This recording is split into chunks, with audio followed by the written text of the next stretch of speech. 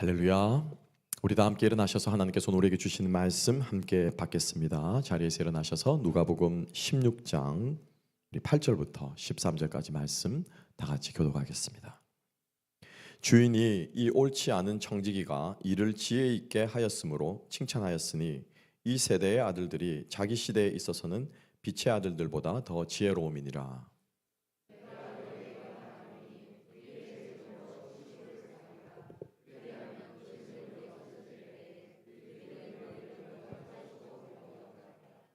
지극히 작은 것에 충성된 자는 큰 것에도 충성되고 지극히 작은 것에 불의한 자는 큰 것에도 불의하니라.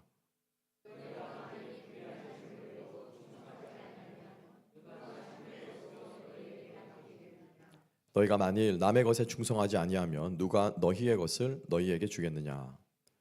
집 하인이 두 주인을 섬길 수 없나니 혹이를 미워하고 저를 사랑하거나 혹이를 중히 여기고 저를 경히 여길 것임이니라. 너희는 하나님과 재물을 겸하여 섬길 수 없느니라. 아멘. 아멘. 모두 자리에 앉으시겠습니다. 우리 말씀으로 우리 소명을 따르는 청지기의 지혜, 소명을 따르는 청지기의 지혜라는 제목으로 우리 계속해서 일도 속에 임하는 하나님 나라 시리즈로 계속 이어가도록 하겠습니다. 오늘 이 제목에는 크가지 세 가지 단어가 우리 눈을 사로잡는데요. 소명, 청지기, 그리고 지혜입니다. 소명은 우리 지난 시간에 함께 묵상을 했습니다. 우리의 일은 우리가 돈 버는 수단이 아니고 생계 수단이기 이전에 그것을 넘어서서 하나님이 이것 하라고 부르셔서 시키시는 소명하신 일이다라고 우리가 함께 배웠고요.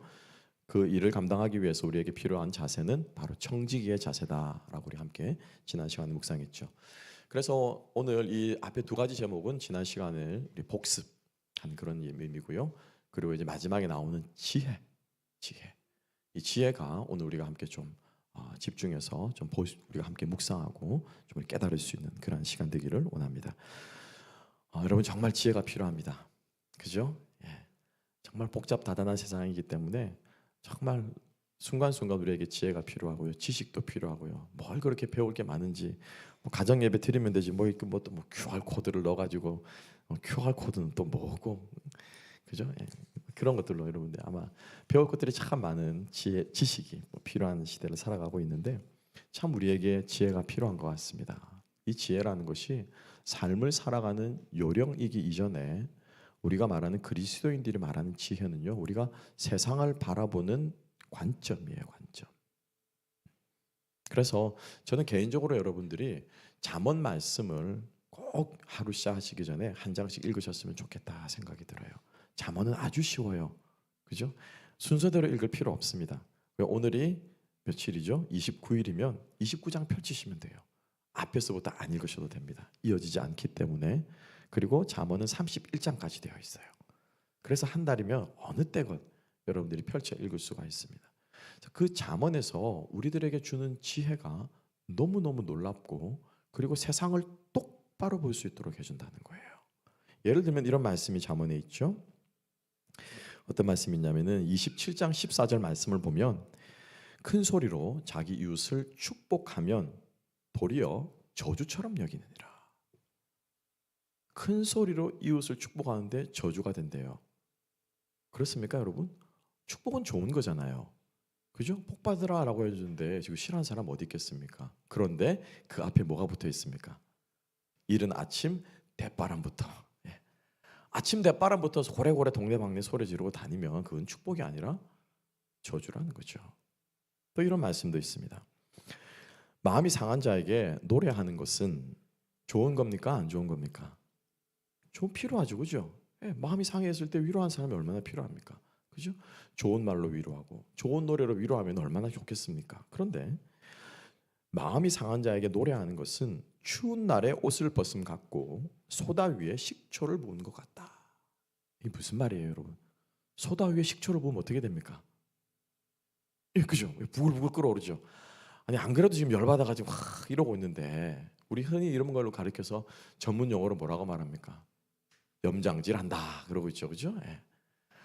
안 그래도 나이 먹어 서러운데 죄송합니다. 그러고 있는데 뭐라고 말하면 막 건강 자랑한다든지 막 그러면은 그건 알겠는데 마음이 상한다는 거죠. 그러니까는 때와 장소와 경우에 따라서 이것이 해가 될 수도 있고 독이 될 수도 있다라고 하는 것은 지혜라는 거예요. 근데 우리가 이러한 지혜를 갖지 못하면은 우리의 신앙이요, 극단적인 두 가지로 우리가 치우칠 수 있습니다. 극단적으로 한쪽 극단은 뭐냐면요, 이상주의라고 하는 것에 치우칠 수 있어요. 여러분, 이상주의는 뭡니까? 내가 이 일터에서 비전을 가지고 하나님의 꿈을 가지고 내가 열심히 하기만 하면 하나님께서 도와주셔서 그죠? 만사형통 모든 일이 잘 될 거야. 기도하는데 해결되지 않는 문제가 뭐가 있어요? 집사님 기도하십시오. 그래서 내가 이 일터에서 정말 그리스도인으로서 내가 빛과 소금으로 내가 멋지게 좋은 영향력들을 끼치며 살 거야. 그렇게 세상을 변화시킬 거야. 라고 하는 생각은 좋습니다. 그렇게 사셔야 돼요. 그런데 여러분, 세상을 살아보니 그렇게 세상이 사라집니까? 그래요, 안 그래요? 안 그렇다는 거예요, 안 그렇다는 거예요, 세상은. 그러면 이제 이쪽 또 반대쪽 극단이 또 있죠. 이상주의의 반대쪽 극단은 뭐냐면 냉소주의예요. 그죠? 해봤자 안 되고 뭐 그렇게 나나 그렇게 한다고 세상이 변할까?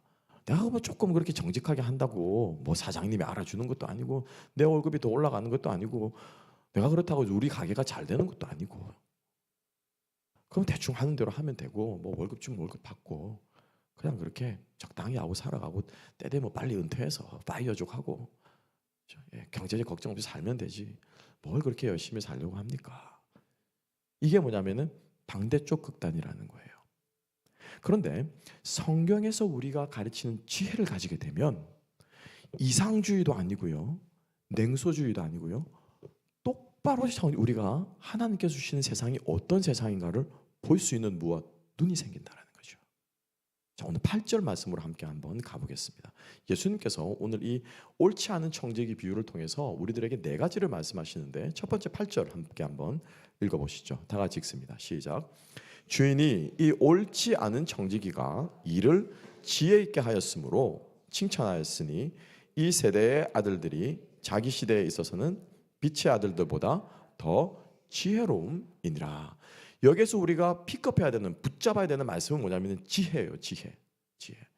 그런데 이 지혜를 옳지 않은 청지기가 지혜롭게 했다라고 하면 반대로 바꾸면은 어떤 지혜도 있다는 거예요. 선한 지혜도 있다라는 거죠. 세상의 지혜가 있고 옳지 않게 잔머리 굴리고 자기 지혜로, 그죠? 자기 계산으로, 자기 꾀로, 자기 셈으로 살아가는 사람도 있지만은 반대로 뭐도 있다라는 거예요. 선한 지혜가 있다라는 거예요. 하나님의 지혜가 있다라는 거예요. 여러분, 이것을 우리가 붙잡을 수 있어야 된다라고 하는 거예요. 자, 그러면 하나님의 지혜는 뭐냐? 하나님의 지혜는 이거예요. 여러분, 이 세상이 예수 믿고 이렇게 하면 막 장밋빛으로 다 변해서 모든 것들이 나에게 이렇게 막 잘 되어지고 우리가 찬양하는 것처럼, 그죠? 만사형통이 되어지고 꽃길을 걷느냐? 그래요, 안 그래요? 세상은 장밋빛이에요, 아니에요? 말하세요. 뭐 웃으시는 분은 장밋빛인가봐요. 저한테 비교를 좀 알려주세요. 어떻게 하면 세상이 장밋빛입니까? 세상이 장밋빛이에요, 아니에요? 아니에요. 세상은 어떤 세상이에요? 깨어진 세상이라는 거예요. 깨어진 세상. 깨어졌어요, 여러분. 세상은 언제 때부터 깨어졌습니까? 아담과 하와 때 이미 어떻게 해요? 세상은 깨어진 거예요, 여러분. 하나님을 대적하는 세상이에요. 이 세상이 지금 그렇게 굴러가고 있는 거예요. 이게 깨어진 세상이 정상이에요? 장밋빛이 정상이에요? 어떤 게 정상이에요? 원래 장밋빛으로 만드셨는데 이 세상은 어떻게 해요? 깨어졌다니까요. 깨어진 세상에서 우리가 살고 있어요. 깨어진 세상에 살고 있으면서 자꾸 장밋빛 하는 이런 사람이 있으면 우리는 어떻게 해야 돼요? 이런 사람을 잘 보살펴 드려야 돼요. 잘 보살펴 드려야 돼요. 이런 분이 있으면. 그리스도인이 이상주의에 사로잡혀서 말씀이면 다 되고 기도하면 다 되고 무조건 하면 다 된다고 하는 것은 그건 이상주의의 좀 극단이에요, 여러분. 세상은 깨어졌어요. 그렇지만은 또 다른 게 있다는 거죠. 아담과 하와가 선악과를 따먹었습니다. 그죠? 선악과를 따먹어서 그 결과가 어떻게 됐습니까? 죽었어요. 그죠? 예. 선악과를 따먹어서 죽게 됐다. 죄의 삭은 사망이다. 우리가 이렇게만 등식으로 생각하는데 선악과를 따먹고 죽기까지 창세기 2장 3장에서는 하나님께서 끊임없이 죄를 짓게 된 결과가 무엇인가를 보여주세요. 기억나시죠? 그죠? 예. 어떻게 됩니까? 아담이 열심히 씨앗을 뿌렸는데 땅이 무엇을 내게 될 것이라고요? 엉겅퀴와 가시를 낼 거래요. 이게 뭐라는 거예요? 세상이에요, 여러분. 정직하게 일한다고 나를 인정해 주냐고요, 세상이. 아니라는 거예요, 여러분. 아니라는 거예요. 씨를 뿌렸는데 25%밖에 못 거둔다는 거예요. 하나님이 원래 주신 세상은 10개를 뿌리면은 거둬야 되는데 엉겅퀴가 난다는 거죠. 생육하고 번성하고 땅이 충만하라 라고 주님께서 우리에게 명령을 내셨어요. 그런데 어떻습니까? 그러더라고요. 세상에 제일 큰 고통이 뭐냐면은 애 낳는 고통이라는 거예요. 톱으로 허리를 써는 거야. 그래서 내가 무슨 말을 해도 그렇게 잔인하게 하냐 막 상상이 되면서 막 소름이 끼치는데 톱으로 허리를 써는 것 같다는 거예요. 톱으로. 정말 그렇습니까? 애 낳으신 분들. 요즘에는 에피듀럴이 있잖아요. 무통분만 마취주사 있잖아요. 그죠? 그거 있으니까 되게 편하더라고요. 그러니까 뭐 이야기하다가 그냥 애 낳을 때니까 시간 됐다. 야, 힘주세요. 그죠? 푸시 한 몇 번 하면. 옛날에는 어땠어요? 마취가 없었을 때 어땠어요? 생으로 다 고생했다. 생으로. 그죠? 생으로 고생했어요. 애 낳다가 이빨 나가잖아요. 이거 막 깨물다가. 그 고통을 주셨다라는 거예요. 보세요. 남성으로 대표되는 그 노동에 엉겅퀴를 내죠. 여성으로 대표되는 그죠? 예. 생육하고 번성하는 그 일을 하나님이 고통을 임하게 하셨죠. 세상이 어떤 세상이라고요? 깨어진 세상이라는 거예요. 그런데 하나님께서 이 땅이 가시와 엉겅퀴를 낼 것이다 라고 말하고 나서 그 뒤에 그것으로 끝나지 않으셨어요. 아담에게 무엇을 주셨냐면요, 너희들의 먹을 것은 무엇이 될 것인지 채소가 될 것인지. 예. 가시 엉겅퀴를 내니까 너희는 가시 엉겅퀴를 먹고 살아가라가 아니고 가시와 엉겅퀴를 내지만은 그 중간중간에 하나님께서 뭘 주신다고요? 채소를 주신다는 거예요. 채소를. 그거를 볼 수 있는 눈이 우리 그리스도인들의 눈이 오고 지혜가 되어야 된다는 거죠. 할렐루야. 세상은 깨어졌지만은, 세상은 망해가지만은, 세상 사람들은 악하지만은 그 안에서 하나님의 선하심과 아름다움과 하나님이 여전히 그 안에서도 구원받을 자를 지금도 잃어버린 영혼들을 위해서 일하고 계신다고 하는 그 하나님이 나에게 주시는 그 채소를 볼 수 있는 사람이 어떤 사람이라고요? 지혜로운 사람이라는 거예요. 이게 진정한 그리스도인들의 올바른 세계관이고 우리는 세상을 이렇게 바라봐야 되는 거예요. 여러분, 회사 가면 어떻습니까? 직장 가면 어때요? 할 일 천지고요. 보기 싫은 사람 있고요. 오늘 같은 날, 오늘같이 날씨 구죽고 이런 날은 그냥 다 회사 안 갔으면 좋겠어. 그러지 않습니까? 그게 세상이에요. 그런데 그 속에서 무엇을 느끼게 하시냐면요, 일하는 보람이 때때로 느껴지고요. 그죠? 그 결과를 내가 누릴 때 기쁨이 있다는 거죠. 감사가 있다는 거죠. 그래서 우리들이 주님 앞에 구해야 될 것은 청지기로서 소명을 가지고 살아가기 위해서는 무엇? 이 선한 지혜가 우리에게 필요하다라고 하는 것입니다. 엉겅퀴를 내는 이 세상 속에서도 하나님께서 주신 열매를 발견하고 찾을 줄 아는 것이 바로 지혜다라고 하는 것입니다. 여러분, 냉소주의를 경계하십시오. 그건 여러분 사단이 우리들에게 주는 소리예요. 여러분, 이상주의를 여러분 배척하십시오. 꿈 깨십시오. 꿈을 깨지 않으면 우리들에게 도전이 닥쳐올 때 넘어져요. 쓰러져요. 어떻게 예수 믿는 사람이 예수 믿는 사람이 더 그렇더라고요. 보니까 그럴 수 있어요. 그리고 심지어 어떻게, 나도 그런 실수를 합니다. 나 때문에도 시험 드는 사람 있어요, 여러분. 그죠? 나만 상처받는 거 아니고요, 나만 시험 받는 거 아니에요. 그게 세상이라는 거죠. 이상주의에도 속지 말고 냉소주의에도 속지 말고 하나님이 주신 무엇? 채소를 움켜쥐고 발견할 수 있는 저와 여러분 될 수 있기를 주님의 이름으로 축복합니다. 주중에 한 형제와 함께 교제하는데 엄청 까다로운 고객이 있었대요. 매 오늘 우리 흔히 말하는 전문 용어로 진상이라고 그러잖아요, 그죠? 예. 성은 진시오, 이름은 상이고. 그죠? 예. 진상 고객 들어오면은 정말 힘듭니다. 그죠? 예. 좀 안 왔으면 좋겠고 매출을 나고 상관없이 안 왔으면 좋겠는데 진상 고객들이 있는데, 지난주에 제가 한 설교 말씀을 듣고 은혜를 받았나 봐, 이 형제님이. 그래가지고 올라오는 걸 누르고 이렇게 막 이제 성심성의껏 상담하고 또 이렇게 뭐 처방하고 뭐 이렇게 뭐 이렇게 봐줬다고 그러더라고요. 그리고 나서 이제 돌려보냈는데 나중에 이제 돌아 들리는 소리가 같이 일하는 동료와 상사가 하는 얘기가 야, 너 어떻게 그 손님 받았냐? 그렇게 얘기하면서 그 닥터 리가 정말로 친절하고 나이스하다고 그렇게 하면서 칭찬하고 갔더라. 그 얘기를 듣고는 자기가 마음에 좀 위로를 받는 것 같고 좀 하나님께서 좀 이렇게 위로해 주시는 것 같다라는 짧은 간증을 들으면서 다시 한번 제 마음속에도 말씀을 준비하면서 아유 속으로 그랬어요. 채소를 받으셨군요. 채소를 무 한 뿌리 뽑으셨군요. 가시 연건기 가운데서 배추 한 포기 뽑으셨군요. 제 마음 속에 그러한 마음들이 들었습니다. 여러분 생활사 직장 가운데서 일터 가운데서 하나님께서 우리에게 주신 것들을 찾아낼 수 있는 그러한 지혜가 있기를 주님의 이름으로 축복합니다. 두 번째로는 이 비유 가운데서 이 비유의 내용은 여러분들이 잘 아실 거예요, 그렇죠? 불의한 청지기가 이제 잘못해가지고 잘리게 된 거죠, 그렇죠? 주인의 돈을 자기 마음대로 쓰다가 잘리게 된 거예요. 그 잘리자 이제 해고 통보를 받았어요. 그러니까 이 사람이 이제 실직자가 되고 갈 데가 없으니까는 꾀가 생각이 난 거라. 그래가지고 어떻게 합니까? 주인에게 빚진 사람들을 다 부르고는 어떻게 해요? 장부 조작을 하죠, 그죠? 얼마 빚져서 1,000만 원, 그래 100만 원을 써줄게. 얼마 빚져서 1억, 그럼 1,000만 원 써줄게. 그 장부를 다 막 바꿔가지고 나쁜 짓을 한 거잖아요, 그죠? 열심히 주인을 돈을 가지고 자기가 아니니까 열심히 나쁜 짓을 해서 뭐요? 이 사람들을 다 돌려보내면서 뭐라고 말합니까? 이 사람이 뭐라고 말하죠? 내가 이제 잘리면은 어떻게 해요? 나한테 은혜를 입은 이 사람들이 나를 영접할 거야. 좋은 관계를 맺어놨다 이거죠. 나중에 이 주인이 이제 이 일이 들통이 난 거예요. 그죠? 그 주인한테 완전히 뭐 해고 당하는 거는 당연한 거, 당연지사고 고소를 당하고 한 대 얻어맞을 줄 알았는데 주인이 뭐라고 말합니까? 잘했다. 잘했다. 왜 잘했다고 칭찬할까요? 이 사람이 한 목적은 뭐냐면은 두 번째인데요. 함께 한번 볼까요? 자, 9절 말씀 함께 한번 읽어봅시다. 9절 다 같이 읽어보겠습니다. 시작.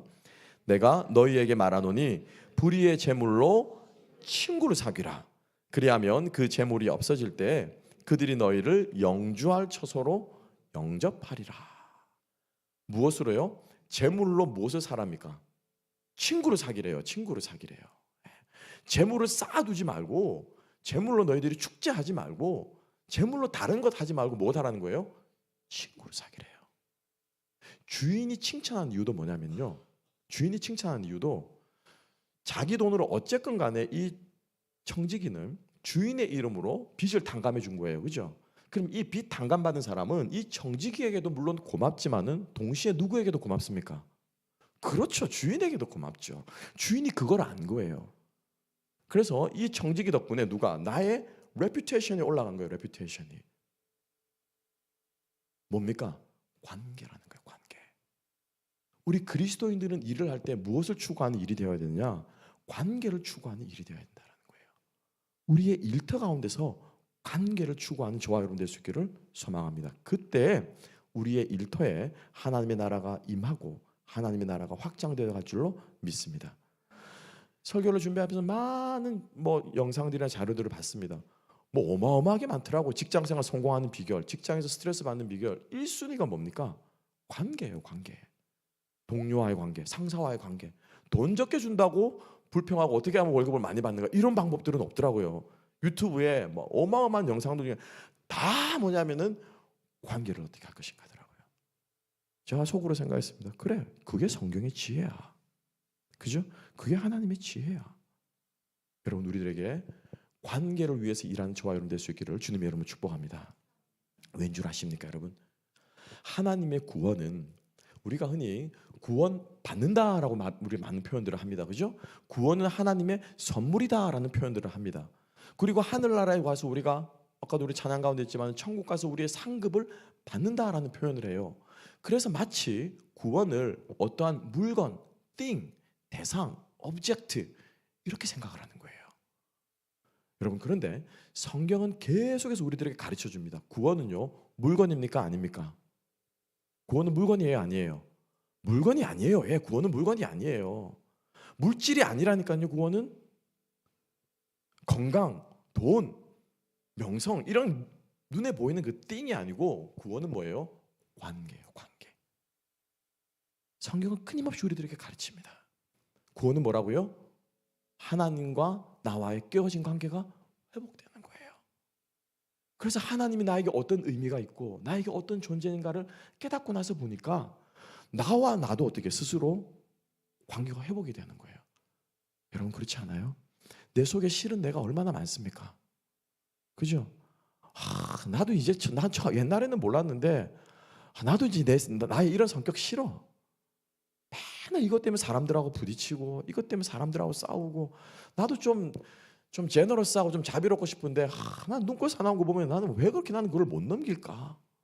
꼭 그걸 입방아를 찧어가지고 상처를 줘야지 직성이 풀리고 그죠? 그렇게 나면 좀 속이 불안하잖아요. 왜 그때 나는 사람들이 뭐라고 말하면 그걸 받아치지 못하고 속으로 끙끙 앓으면서 그냥 속앓이를 하면서 그렇게 하려고 할까? 왜 나는 그토록 사람들이 나를 외면하고 버림받는다고 느낌이 들 때 나는 왜 그렇게 힘들까? 나는 왜 이렇게 징징거리는 성격이 돼가지고 막 사람들 앞에 막 매달릴까? 이 사람들도 봐달라고 그러고 저 사람들도 봐달라고 그러고 내 안에 내가 싫은 성격이 있습니다. 그죠? 그런데 하나님과 나와 관계가 회복되고 나서 보니 내가 나를 어떻게 해요? 용납하는 거예요. 이해하는 거예요. 받아들이는 거예요. 그게 되고 나니까 그죠? 그게 되고 나니까 주님 안에서 나를 발견하니 그리스도 예수 안에 있으면은 새로운 피조물이라 하는 그 말씀으로 나를 보고 나니 또 무엇이 회복됩니까? 이웃과의 관계가 회복이 되는 거예요. 왜? 저 사람도 그렇게 했거니. 그죠? 예. 다 같이 불쌍한 존재들이거든요. 다 같이 어려운 존재들이고 다 같이 힘든 존재 사람들을 살고 있는 그죠? 예. 아이고 저 인간도 집에 가면 그래도 가장이고 자식 새끼들이 있을 텐데 긍휼의 마음이 든다는 거죠. 세상을 보는 눈 어떻습니까? 바뀐다라는 거예요. 그래서 구원은 뭐냐면은 철저하게 뭐예요? 관계입니다. 따라합시다. 구원은 관계가 회복되는 거다. 예. 그러니까 하나님의 구원을 받은 백성들이 직장에서 일을 하게 되면은 어떤 역사가 일어나야 되냐면은 관계 회복이 일어나야 된다는 거예요. 관계 회복이. 그 일을 통해서 그죠? 여러분 한번 생각해 보세요. 그죠? 진상 손님이 와가지고 속이 막 찡그리고 와가지고 세상에 저놈이 오늘 나한테 또 무슨 사기를 쳐서 내 돈을 이렇게 해가지고 물건 하나 팔아먹을까 왔나 막 그런 손님이 이제 들어왔다고 그죠? 합시다. 물건 뭐 좀 있어 그러면은 이 손님을 성심성의껏 대해서 감동을 시키면은 나갈 때 별인간도 다 있네. 다 그냥 한 푼이라도 더 받으려고 그냥 혈안이 되는데 이 가게는 어떻게 된 판인지 더 퍼주는 것 같아 느낌이. 사실은 손해 안 보는 건데 그죠? 그럼 어떻게 됩니까? 장사하는 사람들을 바라보는 눈이 어떻게 해요? 좀 바뀌게 되겠죠. 아직까지 저는 생생하게 기억이 납니다. 코로나가 처음 이제 막 저기 했을 때 마스크가 아주 귀했어요. 그죠? 신 목사가 촉을 탁 세우고 이제 마스크가 언제 들어오나 막 그러고 가지고 쫓아가가지고 이제 H마트 그때 마스크가 들어왔다는 얘기를 듣고 되게 비쌌어요. 마스크 한 10몇 불씩 하더라고요. 그거를 이제 막 한 열댓 개를 산 거죠. 막 100몇십 불, 200불 가까이를 주고. 그래가지고 마스크를 사가지고 나오는데 오래돼서 기억이 안 납니다. 그 가판대에서 일하시는 분이 굉장히 힘들게 어렵게 일하는데 제 앞에 일들을 잘 이렇게 해줘서 제가 빨리 이렇게 이제 좀 돈을 지불하고 나올 수 있게끔 된 거예요. 너무 감사한 마음이 제 마음에 들었어요. 그 해프닝 자체는 기억이 안 나는데 가다가 제가 참 감사하다 그래서 그냥 돌아서 마스크가 하나 있길래 그냥 가서 감사합니다라고 마스크를 하나 줬죠. 근데 이 양반이 난리가 난 거예요. 손님이 마스크를 줬다는 거예요. 자기한테. 동료가 준 게 아니고 직장 상사가 준 게 아니고 손님이 마스크를 줬다는 거예요. 손님이. 그래서 막 그 옆에 가판대 계신 분한테도 막 자랑하고 그러더라고요. 돌아서면 제 마음속에 어떤 마음이 들었겠습니까? 아 저분 다른 손님들한테 많이 치였겠구나. 그죠? 손님은 왕이랍시고 많이 갑질 당하셨나 보다. 그 마음이 제 마음속에 이렇게 들더라고요. 그 마스크를 하나를 받아들고 이분은 아마도 바라기는 손님을 바라보는 눈이 조금 바뀌지 않았을까.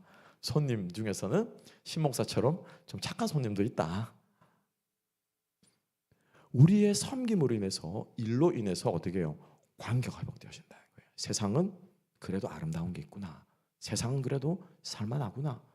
세상에 다 도둑놈만인 줄 알았는데 세상에 사람들을 도와주는 사람들도 있구나. 우리들의 일을 통해서 관계를 회복시켜가고 관계를 세워갈 수 있는 저와 여러분 될 수 있기를 주님의 이름으로 축복합니다. 세 번째입니다. 세 번째는 뭐냐면은 크리스천들은요, 우리의 일터가 하나님 나라가 되려면은 탁월하게 일해야 돼요. 어떻게 일해야 된다고요? 탁월하게 일을 해야 돼요. 이 탁월함을 추구하는 목적이 돈을 많이 받기 위해서가 아니에요. 인정받기 위해서가 아니에요. 승진받기 위해서가 아니에요. 칭찬받기 위해서가 아니에요. 왜 우리 크리스천들은 탁월하게 일해야 되는 줄 아십니까? 하나님이 어떤 분이십니까? 탁월하신 분이시거든요. 하나님이 이 땅 가운데 만들어 놓은 모든 것들은 어떻습니까? 완벽하셨거든요. 완전하셨거든요. 하나님의 창조에는 틀림이 없거든요. 그러니 그 하나님을 닮아서 우리도 뭐 합니까? 일하잖아요. 예수님이 뭐라고 하셨습니까? 아버지가 일하시니까 누구도 나도 일한다. 예.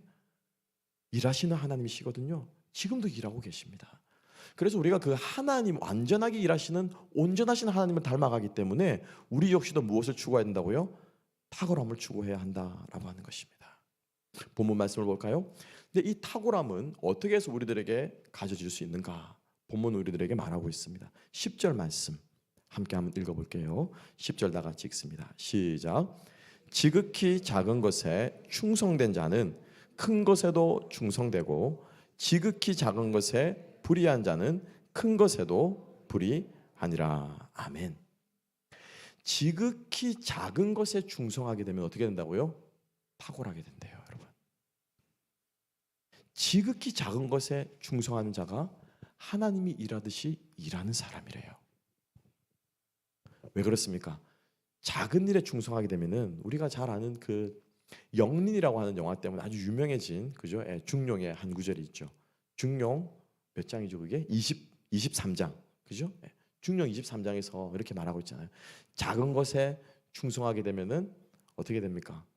익숙해지게 되고 그죠? 익숙해지게 되면은 변화시키고 사람을 감동시키게 되고 감동시키게 되면은 사람들이 생육하게 되고 조금씩 변하는 장면들을 그 중룡 23장에서 이렇게 묘사하고 있는데 그 출발점은 뭐냐면은 지극히 작은 것에 충성하는 거라는 거예요.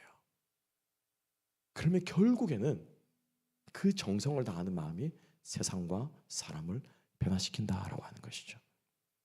그래서 지극히 작은 일에 충성할 때 우리는 탁월함을 경험하고 탁월함을 추구할 수 있을 줄로 믿습니다. 여러분, 우리가 기도한다고 해서 그죠? 열심히 기도만 한다고 해서 우리에게 탁월함이 주어집니까? 아니에요. 일터에서 우리들에게 요구되어지는 것은 뭐예요? 열심히 일 잘하는 사람이에요. 그죠? 여러분, 우리가 잘 아는 한 몇 년 전이었죠. 그 뉴욕 라과디아 공항에서 비행기가 떠서 어딥니까? 그죠? 샬롯인가요? 거기로 이제 가는 그 비행기가 뜨자마자 그 버드 스트라이크라고 이제 새떼가 이렇게 확 덮치게 되면은 그 엔진에 새가 빨려 들어갑니다. 그러면 엔진이 망가지는 거죠. 그래가지고 그 비행기가 불시착을 하게 된 사건이 있습니다. 혹시 여러분 기억나시는지 모르는데 세계의 기록에 남을 기적의 불시착이라고 별명을 붙였는데 이 비행기가 어디에 착륙했냐면은 어디에 착륙했습니까? 허드슨 강에 착륙했어요. 강에. 야, 어떻게 그 강에 그렇게 들어갈 생각을 했는지. 그런데 우리가 알아야 될 게 여러분 비행기가 이륙을 할 때하고 착륙을 할 때 비행기 무게는 완전히 다릅니다. 무엇 때문에 다른지 아세요? 무엇 때문에 다를까요? 항공 연료 때문에 달라요. 비행기 연료를 싣고 가서 중간에 이렇게 날아가는 동안 연료를 어떻게 해요? 다 소모하잖아요. 그죠? 그리고 내려갈 때는 뜰 때 이륙할 때 비행기의 그 무게가 아니라는 거예요. 그러니까 그 육중한 무게 기름을 다 비우고 이렇게 착륙을 할 때 이 랜딩 기어가 버텨주는데 그래서 이 비행기가 예를 들어 갑자기 불시착을 하거나 공항에 가다 중간에 멈춰가지고 이렇게 다른 공항에 비상 착륙을 해야 될 때는요 한 번에 절대로 내려가지 않는데요. 이건 제 말이 아니고 항공사 직원으로부터 들은 말이에요. 뭘 하냐면은 그 공항 주위를 계속 돕니다. 쓸데없이 계속 돌아요. 뭐 하는 걸까요? 연료를 태우는 거예요. 예. 연료를 계속 태워가지고 기체의 중량을 어떻게 낮추는 거예요. 그래서 착륙할 중량을 맞추어서 착륙을 해야 랜딩 기어가 안 부러지는 거예요. 그러니까 지금 이 비행기가 뜨자마자 버드 스트라이크를 받아가지고 그죠? 이제 이 불시착을 해야 되는 거예요. 근데 연료를 가득 세운 상태에서 자칫 잘못 착륙하게 되면 랜딩 기어가 부러지게 되고 동체가 기체가 상하게 되고 만약에 거기에서 기름이 한 방울이라도 새면 여러분 항공유가 어떤 것인지 아시죠? 그죠? 예. 그냥 날아가는 거예요. 그러니까 순간적으로 이 기장이 기지를 발휘해서 땅으로 랜딩하는 것이 아니라 어디로? 물로 들어가야 되겠다 생각합니다. 물로. 그래가지고 그 순간의 찰나에 그죠? 예. 100명이 넘는 150명인가 넘는 그 사람들을 허드슨 강으로 해서 거기에서 불시착을 해서 한 명도 안 죽고 전원 구조됐었잖아요. 그리고 나서 인터뷰를 했습니다. 이 기장이 인터뷰를 했을 때 새가 와서 들이받고 나서 엔진 2개가 다 섰거든요. 어떤 생각이 들었냐라고, 뭐 당연한 질문이겠죠. 그 질문, 기자가 질문을 하는데 기장의 한마디가 딱 이거였어요. 승객들을 위해서 잠깐 기도하고 곧바로 조종관으로 달려들었습니다. 승객들을 위해서 잠깐 기도하고, 기도 안 한 건 아니에요. 잠깐 기도하고 곧바로 조종관으로 달려들었습니다. 그때 엔진 2개가 다 멈춘 상황, 아무것도 할 수 없는 상황이라 이 사람이 기도만 하고 엎드려 앉아 있었다면, 기장이 기도만 하고 엎드려 앉아 있었다면 어떤 일이 벌어졌을까요? 어떤 일이 벌어졌을까요? 예, 기도 응답 받아가 다 천국에 가 있겠죠. 그죠? 무슨 말을 하려고 하냐면요, 탁월함이 있어야 되는 거예요. 우리에게 인정받기 위한 탁월함이 아니고, 무슨 일이 되었건 간에 우리 그리스도인들에게 맡겨준 우리는 최선을 다해서 최고의 것을 만들어내야 돼요. 누구 때문에? 하나님의 어떠하심 때문에, 하나님의 완전하심 때문에, 하나님의 온전하심 때문에 우리 그리스도인들은 하는 모든 일에 무엇을 최선을 다해서 최고의 결과를 내는 것이 우리 몸에 어떻게 해요? 배어 있어야 된다는 거예요. 저는 여러분들이 완벽주의자가 되라고 말씀드리는 게 아니에요. 최선을 다해서 최고의 결과를 내는 것이 우리의 일터 속에서 우리의 모습이 될 때, 비로소 여러분 우리가 적혀 있는 그곳에서는요, 하나님께서 영광 받으시고 하나님께서 우리의 그 탁월함을 들어 사용하실 줄로 믿습니다. 기도만 하지 마십시오, 여러분. 여러분 그때 그 순간에 그 기장이 조종사들하고 뭐 승객들하고 얼마나 그죠? 뭐 관계를 잘 맺고 또 뭐 얼마나 뭐 말을, 여기는 그 안내 방송 하잖아요. 기내 방송 할 때, 그죠? 예, 저는 오늘 여러분들을 모시게 될 기장 누구누구입니다. 뭐 이렇게 뭐 나이스하게 막 말하는 그게 중요한 게 아니에요. 그러지 않습니까? 기내 승무원들하고 얼마나 좋은 그 관계를 맺는, 그게 중요한 게 아니에요. 그 비행기가 사고 나는 그 순간에 그 사람에게 가장 필요한 건 뭐예요? 실력이에요. 실력. 탁월함이라는 거예요. 탁월함. 그럼 꼭 기억하시기 바랍니다. 그래서 이 탁월한 것에, 우리가 탁월함을 가지려면 어떻게 해요? 지극히 작은 일에 뭐 하는 거예요? 충성하는 거예요. 지극히 작은 일에. 아마 여기서 축구 좋아하시는 분 계실 거예요. 그죠? 지금 뭐 우리가 뭐 항상 뉴스에 뜨는 지금 프리미어 리그에 영국에 있는, 그죠? T팀에 있는 우리 S, 그죠? 우리 한국 선수, 그리고 한국 선수와 함께 콤비를 이루는 이 두 선수가 유럽 프리미어에서 최고의 골을 넣었어요. 기네스북에 올라 있습니다. 콤비로서 합작해서 골을 넣은 것이 프리미어리그에서 최고로 많은 골을 넣은 거예요, 이 두 사람이. 근데 이 팀에 어떤 한 신입 선수가 영입이 되었습니다. 결국 이제 나가게 되었는데, 방출이 되게 되었는데, 방출할 때 기자가 인터뷰를 한 거예요. 그래서 왜 이 팀을 나가게 되었느냐, 방출되게 되었느냐 물어보니, 사실은 그 S 선수라고 하는 한국 선수 때문에 자기가 새로운 꿈을 찾아서 다른 팀으로 용기 있게 나가게 되었다라고 말하면서 그 두 사람 이야기를 하는 거예요. 이 젊은 루키는 이 T팀에 들어간다고 얘기를 들었을 때 막 가슴이 뛰는 거예요. 이 두 사람을 볼 거라고. 뭐 프리미어에서 최고로 잘하는 사람이잖아요, 그죠? 최고 득점왕이었잖아요. 그러니까 이 두 사람을 볼 거라고 막 가슴 설레가 그 팀에 들어가서 연습을 하는데, 아니나 다를까 입이 쩍 벌어진 거예요, 친구가. 와, 이건 어나더 레벨이다, 어나더 레벨이다. 그런데 재미있는 것은 그 팀원 전체 중에서 누가 연습을 제일 많이 하더라? 누가 제일 많이 하더라? 그 두 사람이 제일 많이 하더라는 거예요. 팀 연습 다 끝나고 나면 둘이 따로 남아가지고 둘이서 패스하고 주고받고 하는 연습을 따로 또 그만큼을 한다는 거예요. 그렇게 하니까는 눈을 감고 패스를 하는 것처럼, 그죠? 보지도 않고 패스를 하는데 어떻게 그렇게 휙 가가지고 그 사람 앞에 떨어져서 골을 넣느냐라는 거예요. 둘이 그렇게 콤비를 이루냐라는 거죠. 지극히 작은 일에 최선을 다하고 자기의 모든 것을 쏟아붓는 모습, 탁월함이 비결이라고 하는 것입니다. 하나님께서 여러분들에게 부르신 곳 무엇이든지 간에 주어진 그 일을 최선을 다하는 우리가 되었으면 좋겠습니다. 에릭 리들이라고 하는 영국의 유명한 육상 선수가 있죠. 전설이죠. 불의 전차라고 하는 영화의 주인공이 되었던 올림픽 육상 선수, 400m 선수입니다. 주일에는 뛰지 않습니다라는 제목으로 아주 유명한 사람이죠. 근데 이 에릭 리들이라고 하는 사람이 실제로 영국에서 400m 결승전에서 이 사람이 세계 신기록을 가지고 있고 올림픽 금메달 유망주였는데, 그 뛰는 날이 주일이었다는 이유로 뛰지 않습니다. 그리고 종목을 바꾸어서 3,000m에 나가가지고 거기서 금메달을 따게 되죠. 근데 하루는 이 에릭 리들이라고 하는 사람이 너무나도 이 좌절을 하고 자기가 금메달을 못 딴 것에 대해서 막 이렇게 이제 주일은 성수를 해서 안 갔지만 그 너무 아쉬워하고 있는데 그 아버지가 이런 말을 했다고 해요. 아버지가 유명한 선교사님이셨는데 경계에서 이렇게 낙담해 있는 에릭을 타이르면서 네가 완벽하게 해내기만 한다면 감자 껍질 벗기는 일로도 주님께 영광 돌릴 수 있단다.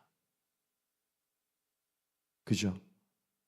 감자 껍질을 벗기는 것도 완벽하게 벗기기만 하면 그 일 속에 무엇이 담겨 있다고요? 주님의 완전하심이 들어있기 때문이죠. 여러분들이 하는 일이 무엇이건 상관없습니다. 그 일을 통해서 완벽함을, 온전함을 추구하시고 하나님 나 잘했죠. 하나님 나 최선을 다했습니다. 이렇게 주님 앞에 우리들이 드릴 수 있는 저와 여러분 될 수 있기를 주님의 이름으로 축복합니다. 그럴 때 마지막으로 우리가 기억해야 될 것은 그 우리의 일을 평가해 주시는 분은 누구시라는 거예요. 누구십니까? 하나님이에요. 사장님이 아니에요. 그죠? 직장 상사가 아니에요. 직장 상사에게 잘 보이려고 일하지 마세요. 사장에게 잘 보이려고 일하지 마세요. 직장 상사요, 내가 해놓은 기획안 다 가로채갑니다. 네. 우리를 영원히 인정해주고 우리에게 마지막으로 우리에게 상급을 주실 분은 우리 주님이라고 하는 사실을 기억하시기 바랍니다. 그래서 13절 말씀 마지막으로 주님께서 뭐라고 말씀하십니까? 함께 한번 읽어보십시다. 시작. 집 하인이 두 주인을 섬길 수 없나니 혹 이를 미워하고 저를 사랑하거나 혹 이를 중히 여기고 저를 경히 여기 것임이니라. 너희는 하나님과 재물을 겸하여 섬길 수 없느니라. 아멘. 우리 그리스도인들은 이 일을 통해서 누구를 섬깁니까? 하나님을 섬깁니다. 그리고 하나님께서 우리가 한 최선을 다한 그 일에 하나님이 평가해 주시면요, 그걸로 된 거예요. 그죠? 그걸로 된 거예요. 우리가 잘 아는 반지의 제왕이라고 하는 영화 여러분 아마 다 보셨을 거예요. 그죠? 그래서 어떤 목사님은 1년에 한 번씩 가족 행사로 그 영화를 본대요. 크리스마스나 땡스기빙 되면 가족들이 이제 아이들이 다 이제 오면은 모여가지고 그 일주일 휴가 기간 동안 그 3편이고 3부작이거든요. 그걸 이렇게 매년마다 지금 막 가족이 다 외울 정도로 영화를 본다고 하는데 아마 한 번쯤들은 들어보셨고 보셨을 거예요. 영화계의 획을 그은, 영화계의 장르를 바꾼, 그리고 소설에서도 새로운 장르를 판타지라고 하는, 고대 판타지라고 하는 새로운 장르를 개척한 작품이 반지의 제왕이라고 하는 작품인데, 이 작품은 J.R. 톨킨이라고 하는 사람이 썼어요. 몇 년 동안 썼을까요? 몇 년 동안 썼을까요? 수십 년 동안이래요. 십수년이 아니고요, 수십 년 동안이면 최소한 몇 년입니까? 10년은 더 썼다는 거예요. 예. 수십 년에 걸쳐서 구상을 한 거예요. 잊혀진 북유럽에 이 소설을 쓰려고 북유럽 고대 언어를 공부하고요, 유럽의 역사를 공부하고요. 우리가 그 책을 여러분들 보신 분 아시겠지만 책 첫 장을 딱 펼치면요, 소설의 무대가 되는 지도가 쫙 그려져 있습니다. 그것도 직접 자기가 그린 거예요. 예. 중간계가 나오고요, 그다음 지하 세계가 나오고요, 그다음 뭐 어떤 뭐 굴이 나오고요, 막 뭐 어마어마한 세계가 막 세상에 펼쳐져 있죠. 종족들이 나옵니다. 정말 엘프족, 또 뭐죠, 뭐 여러 가지 종족도, 인간 종족도 있고, 또 뭐 지형들도 다 각자 있고, 그 모든 것들을 다 어떻게 해요? 자기가 상상 속에서, 그렇지만 신화를 바탕으로 해서 이제 다 나온 작품인데, 수십 년 동안 써내려가던 이 작품이 어느 날 써내려가지지가 않은 거예요, 이 사람이. 근데 더군다나 이 사람이 나이가 이제 50을 훌쩍 넘겨버렸습니다. 더 문제는 뭐였냐면은 2차 세계대전이 터져버린 거예요. 그러니까 이 사람은 지금 내 일생일대의 필작을, 지금까지 세상이 보지 못했던 소설을 쓸 것이라는 그 일념에 수십 년 동안 지금 쓰고 있는데, 작품의 진도가 안 나가는 건 말할 것도 없거니와 육체가, 몸이 이제 쇠잔해지기 시작하는 거죠. 옛날 같지가 않은 거죠. 근데 결정적으로 더 2차 세계대전이 터지. 여러분 전쟁, 유럽입니다. 영국 사람이죠, 그죠? 예. 1차 세계대전을 이 사람은 겪었기 때문에 전쟁터에 내가 살아남을지 안 살아남을지가 불투명한 거예요. 그러자 이 사람 마음에 두려움이 생깁니다. 끝낼 수 있을까?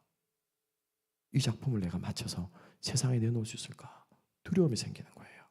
그러던 중에 이 톨킨이 창문 밖을 이렇게 바라보다가 어느 날 나무 한 그루를 보게 됩니다. 시름시름 이렇게 다 잎이 떨어져가는 그 나무를 보고는 이 사람이 생각이 난 거예요. 그래서 급하게 짧은 칼럼 정도 분량의 글을 쓰는데 그 다음날 마침 더블린 리뷰라고 하는 잡지사에서 연락이 원고 청탁이 들어왔고 그것을 그대로 보냈습니다. 그래서 그 다음날 더블린 리뷰 신문에 나와 있는 칼럼의 제목이 있었는데 뭐냐면은 니글의 이파리, The Leaf of Niggle이라고 하는 거예요. 니글이라고 Niggl을 여러분 사전에 찾아보시면 뭐냐면요, 깨작깨작거리다, 깔짝깔짝거리다 이런 거예요. 주인공 이름이 니글이에요. 자기가 깨작깨작거리면서 글을 쓰고 있는데 이게 영 진도가 안 나가는 거야. 쓴다고 쓰는데 진도가 안 나가고 몸은 아프고 전쟁은 터지고, 마치 그 니글을 자기의 빗대어서 톨킨이 짧은 소설을 써나갑니다. 니글이라는 사람은 화가였어요. 화가가 일생일대의 대작을 남겨보려는 마음의 결심이 섰습니다. 더 늦기 전에, 내가 죽기 전에, 나이가 이렇게 들었는데 마지막 내 역작을 남기리라 라는 생각으로 실물 크기와도 같은 큰 나무 크기의 캔버스를 구입을 했습니다. 그리고 거기에 구도를 잡고 밑그림을 그리고 나무를 그리기 시작합니다. 조그마한 잎을 한 장을 그리고 있는데 어마어마한 시간이 드는 거예요. 아니나 다를까 한 조금 그리려고 하면은 아내가 와가지고 여보, 뭐 플러밍 터졌으니까 와서 도와달라고 그러고, 또 조금 그리려고 하니까 이웃이 와가지고 또 막 이거 있으니까 좀 도와달라고 그러고, 끊임없이 방해하는 것들이 여기저기서 불러가지고 이 사람이 도무지 진도가 안 나가는 거예요. 그러다가 이 니글이 결국에는 연로한 노쇠한 몸에 독감이 걸려서 폐렴이 온 거예요. 시름시름 앓으면서도 계속 머릿속으로는 저거 마저 끝내야 되는데 그릴 수 있을까? 못 그리면 어떡하나? 두려움과 좌절감과 이러다 내 인생이 끝나는가? 라고 하는 생각이 계속 엄습을 합니다. 결국에는 저승사자 앞에 서게 되고 니글은요 저승사자를 따라서 날아가게 되는 거예요. 밝은 들판을 지납니다. 들판을 지나면서 자기 인생에 아름다웠던, 잠깐이지만 화려했던 시간들이 떠오릅니다. 행복했던 시절이 떠오릅니다. 유년 시절이 떠오르는 그 밝은 들판을 지나자 이번에는 음침한 그늘에 골짜기 같은 곳을 지나갑니다. 무엇이 펼쳐졌을까요? 계속 그림 생각이 나는 거예요. 그림 어떻게 그려야 되나? 내가 그리다만 저 그림이 어떻게 될까? 그러면서 자기가 좌절했던 경험들, 꺾였던 꿈들, 자기가 병들어서 아픈 적들, 그런 것들이 그 음침한 골짜기를 지나서 이렇게 쭉 지나가는데 그 끝에 드디어 하나님이 서 계시고 니글을 맞이합니다. 하나님께서 니글에게 심판을 내리고 칭찬을 하시고 다 정리를 하고 나서 마지막으로 하나님이 천국 문을 열어줍니다. 그래서 니글이 하나님 뒤로 나 있는 그 천국 문을 저벅저벅 걸어가는데 그 앞에 가장 먼저 들어온 곳이 뭐였을까요? 무엇이었을까요? 예, 그가 평생에 그리고자 했던 큰 나무가 진짜로 거기에 서 있는 거예요. 정확하게 자기가 상상했던 그 나무가 화려하게 그 무엇으로 형언할 수 없는 완전한 아름다운 나무가, 자기는 그 나무에 그 이파리 하나를 그리고 온 거예요. 인생에 남은 생애 동안 평생 한 거라고는 그 큰 나무에 이파리 하나를 그리고 왔는데 천국에 가보니 실제로 그 나무가 존재한다는 거죠. 그때 하나님이 말씀합니다. 수고했다 니글, 이건 선물이야. 이건 선물이야. 너는 머릿속으로 그것을 그리고 있었지만은, 너는 머릿속으로 그걸 소망하고 있었지만은 네가 소망하고 네가 그리던 그 나무는 나는 이미 준비하고 있었어. 네가 평생 불가능하기라고 했던 그 일을 이미 나는 예비하고 준비하고 네가 오기만을 기다리고 있었다. 이 짧은 이야기 있는데요, J.R. 톨킨은 그 소설을 통해서, 짧은 소설을 통해서 자기가 바라고 있는 그 상황을 그리고 노력하고, 그렇지만은 그 꿈을 이룰 수 있을지 없을지, 이 일을 통해 내가 뭐를 해낼 수 있을지 없을지를 고민하고 있지만은 결국 끝에는 하나님께서 우리에게 보상해 주시고 우리에게 칭찬해 주시고 우리가 한 일들에 대해서 갚아 주실 것이라는 것에 대한 믿음과 확신이 있었던 것이죠. 여러분, 우리가 이 땅을 살아가면서 무슨 일을 하며 살아갑니까? 여러분, 그 일을 하시면서 어떤 일을 이루고 싶으세요? 무엇을 성취하고 싶으세요? 우리가 주님 안에서, 성경 말씀 우리들이 분명히 말하고 있습니다. 하나님께서 우리 마음속에 무엇을 두신다고요? 소원을 두고. 무엇을 두신다고요? 소원을 두고 행하시는 분이 누구십니까? 우리 하나님이십니다. 아멘. 하나님이 우리 마음 안에 주신 그 소원과 그 뜻과 그 비전을 품고 우리가 어떤 그림을 그리는지 간에, 그리고 우리가 그 그림에 몇 프로를 완성하든지 간에, 이파리 하나를 그리고 끝나는 인생이건 이파리 두 개를 그리고 끝나는 인생이건 그 그림을 나무를 다 완성하는 인생과는 상관없이 하나님께서 우리 마음에 주신 그 소망을 우리가 품고 살아간다면 이미 그 소망은 주님께서 우리에게 이루어 주신 줄로 믿고 살아가는 저와 여러분 될 수 있기를 주님의 이름으로 축복합니다. 왜냐하면 우리 하나님이 우리의 누구시기 때문에요. 주인이시기 때문입니다. 하나님이 우리를 하여금 일하게 하시고, 하나님이 우리를 하여금 땀 흘리게 하시고, 하나님께서 우리들에게 그 땀 흘리는 가운데 채소를 주시는 분이 바로 하나님이시기 때문입니다. 그래서 여러분, 이 땅을 살아가시면서 무의미한 일처럼 보여지고요, 이거 해서 뭐하나 라고 하는 순간들이 있을 수 있을지 모르겠지만, 우리 주님 앞에 충성하는 마음으로 최선을 다할 때 주님께서 저와 여러분 함께 하시고 여러분 계신 그곳이 천국 하나님 나라가 되게 하실 줄로 믿습니다. 기도하겠습니다. 하나님 아버지, 감사합니다. 오늘이 옳지 못한 청지기의 모습을 통해서 우리들에게 참 지혜가 무엇이며 탁월함이 무엇이며 관계를 위해서 일하는 것이 무엇이고 우리의 영원한 주인이 누구신지를 깨닫게 해주신 하나님 아버지, 이 깨달음 붙잡고 우리에게 주어진 삶을 승리하며 인내하며 견뎌나갈 때 주님 저희들과 함께 동행하여 주시고 우리에게 예비하신 주님의 좋은 채소들을 먹고 누리는 은혜를 복을 허락하여 주시옵소서. 우리를 통하여 하나님 나라가 우리의 일터 속에서도 확장되어지게 하여 주시옵소서. 감사하며 모든 말씀 예수님 이름으로 기도하옵나이다. 아멘.